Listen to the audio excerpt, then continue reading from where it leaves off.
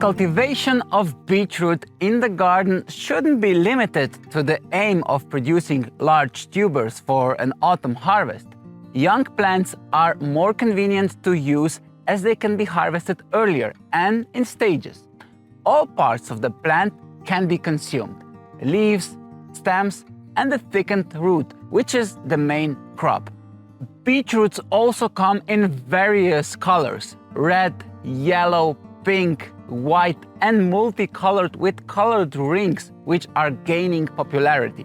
Beetroot can be directly sown in the garden bed or grown from seedlings.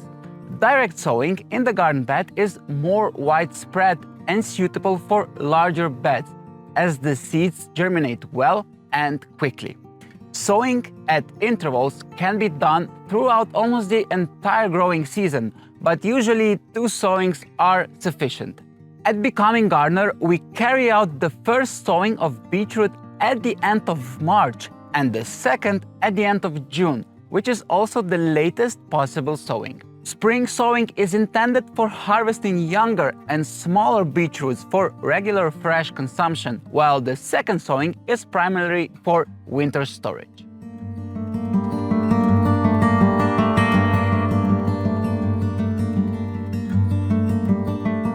We sow beetroot on the garden bed that we have cleared of weeds before sowing. We sow them in 3 rows with a 30 centimeters distance between the rows on a bed that is 75 centimeters wide and 1 row extra on a 100 centimeters wide bed. Along the length of the bed, we prepare planting drills that are about 2 centimeters deep, slightly deeper in compost. We water the drills generously, even in March, using a garden watering can without the spray nozzle.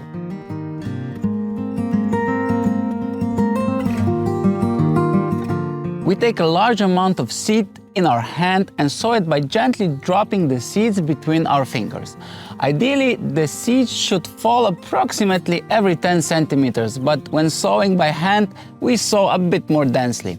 Beet seeds are a cluster of seeds, like chard, and 2 to 3 plants can sprout from each cluster. We thin the densely sown beets later, only if we have used too much seeds. We cover the drills and do not water them on top. We walk over all the rows or even on the entire surface so that the seeds come into contact with the soil or compost. And don't worry, we won't damage the seeds. In early spring, we immediately cover the entire bed with garden fleece.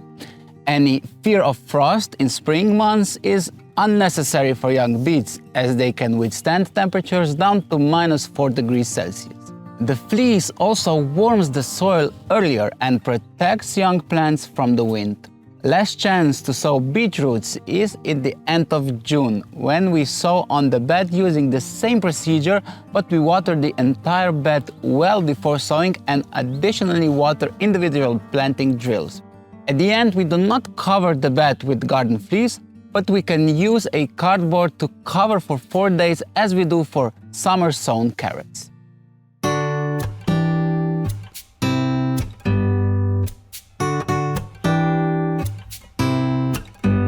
In early or mid-March, sow beetroot seeds for growing seedlings. Sow 2 to 3 seeds in each medium planting unit. Beetroot is usually not pricked out. Sow in a moist substrate and put 0.5 centimeters of dry substrate on top. Then cover the seeds.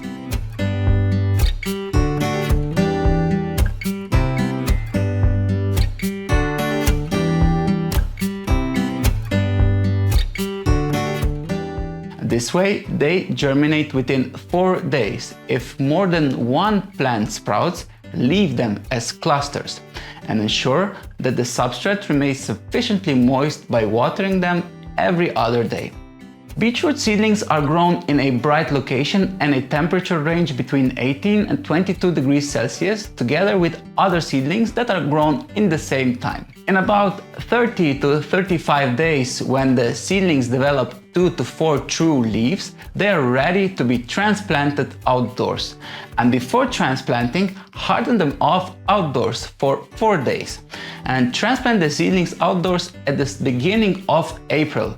taking into account the same distances between the rows as when sowing. Water the planting holes and transplant the seedlings. Cover with the garden fleece, which can be removed in May. Late in the spring, grow the seedlings using the same procedure, except that they can be grown outdoors and the planting hole is well watered before transplanting. After transplanting, keep the soil around the plants sufficiently moist for the first few days to help them establish their roots, and transplant them in the open latest at the end of June.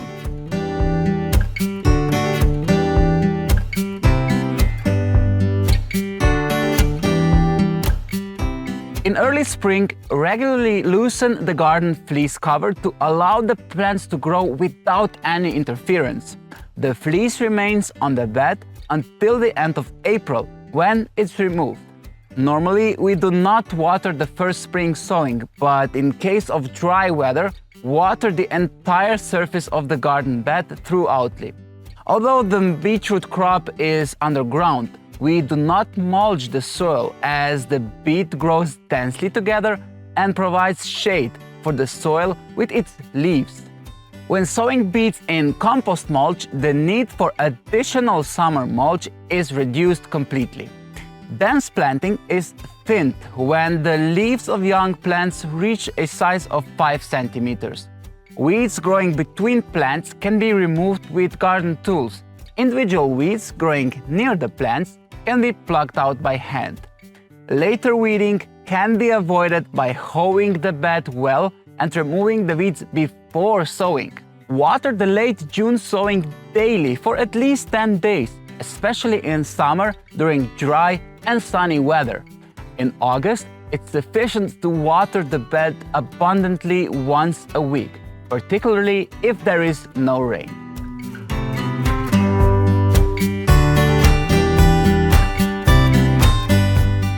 Beetroots are the first vegetable on the bed in early spring, and they get along well with kohlrabi, lettuce, arugula, or other plants that are harvested from the bed before July due to their similar growing season.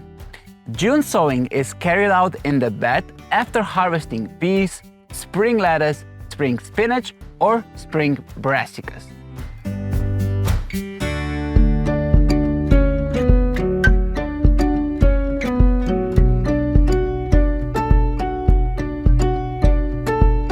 Beetroot cultivation is generally trouble-free. One common issue is the appearance of bright circles or spots on older leaves, resulting from a group of leaf spot diseases. While these diseases primarily affect the leaves, making them less useful, the crop in the soil remains largely unaffected. Beetroot's sweet root can attract voles and mole crickets, potentially causing damage.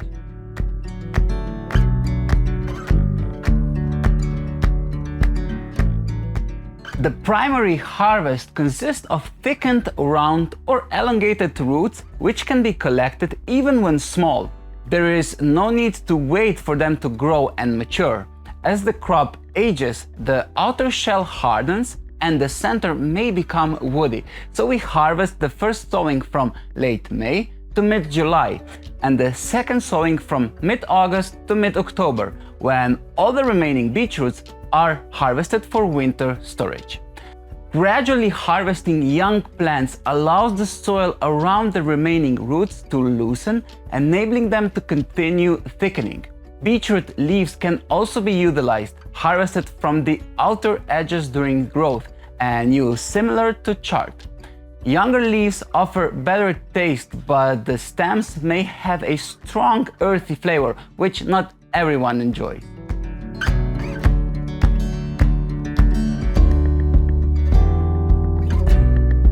Consume young plants fresh without storing them for long periods. They will amaze you with sweet taste and simplicity of cooking. Cook them with the skin and peel them when they are cooked and cooled down.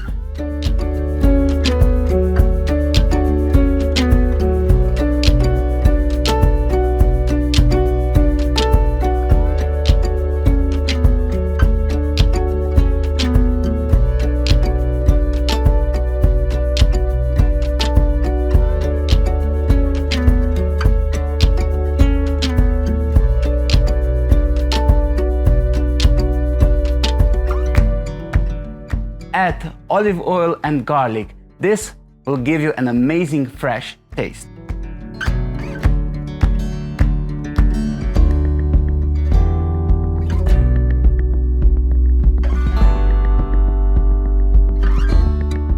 Traditionally, beetroot is cooked and pickled in vinegar during October. It can also be processed into juices. In winter, we prefer to store the roots like we store carrots. For high-quality winter supplies that will last for 3 months, we must take care of the time of harvest from the garden. If possible, for better shelf life, we harvest root vegetables from the bed according to the gardening calendar on a root day. We roughly just clean the soil from the produce, cut or tear off the leaves, and make sure not to damage their surface or skin. At least 20-liter plastic buckets prove to be the most practical for storing root vegetables. We fill them with moist sand to the touch and store the produce in it. At the bottom of the bucket, we scatter at least 2 centimeters of sand on which we arrange the vegetables in a single layer. We scatter sand on top and shake the bucket so that all air pores are filled and the sand covers the roots. We repeat the process until we reach the top of the bucket. The last layer is always sand, which should cover the top layer of vegetables well. We do not close the bucket with a lid, but leave it open. This way, the stored vegetables remain firm in winter. Stored in buckets, they are easy to move around. When we need vegetables, we simply dig up the sand, clean the vegetables, and they are immediately available for use. The magic lies not just in their color, but also in their ability to provide us with a year-round supply of vital nutrients. So whether you are baking, juicing, cooking, canning, these sugar-rich roots will surely add some color to your meals and vitality to your life. Stay with us for more gardening tips and tricks with other courses, and let's keep becoming gardeners together.